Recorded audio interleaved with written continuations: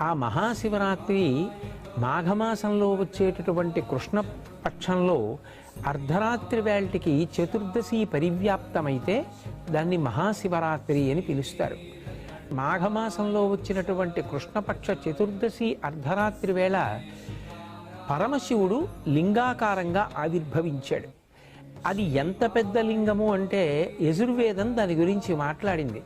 పాతాళం కన్నా కింద నుంచి పైన ఉన్నటువంటి అంతరిక్షం కన్నా ఇంకా పై వరకు ఒక జ్యోతిర్లింగము ఆవిర్భవించింది. అర్ధరాత్రి వేళ బాగా కంటిని ఆకర్షించేది ఏది అంటే జ్యోతి. శ్రావణ మాసంలో అర్ధరాత్రి వేళ జ్యోతిస్వరూపుడై జగదాచార్యుడై కరచరణాదులతో కృష్ణ పరమాత్మ వచ్చారు. 6 నెలల తరువాత అర్ధరాత్రి వేళ కరచరణాదులు లేవు, కానీ ఒక రూపం ఉన్నది. అందుకే అరూపరూపి అంటారు శివలింగాన్ని. అంత పెద్ద శివలింగం జ్యోతిస్వరూపంతో ఆవిర్భవించింది.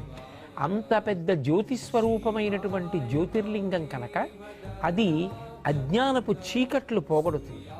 అటువంటి శివలింగం ఆవిర్భవించినటువంటి రోజు ఏది ఉన్నదో దానినే మహాశివరాత్రి అని పిలుస్తారు.